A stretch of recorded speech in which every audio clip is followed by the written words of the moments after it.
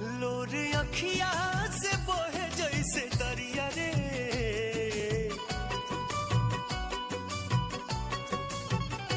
लोर अखिया से बहे जैसे दरिया रे, जिंदगिया बेजान हो गइल, कैसे काटी नहीं कोटला उमरिया रे, सुखवा दुश्मन समान हो गइल। जा जाइबू तो जा ए सनम, देख के जिंदगी भखा तिर जखम, जनी सोचा हमरा बारे में,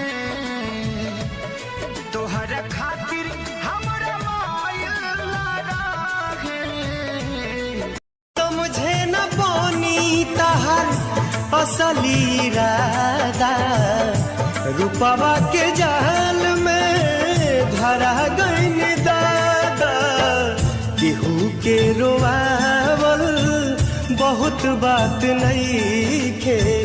केहू के रोवावल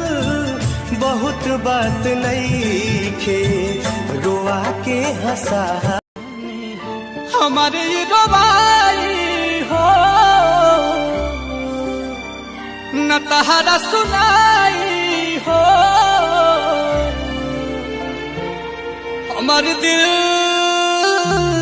हमार दिल तोड़े से पहले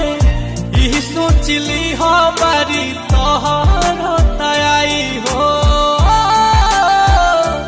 हमार दिल तोड़े से पहले यही सोचली हो बारी तोहर तयाई हो,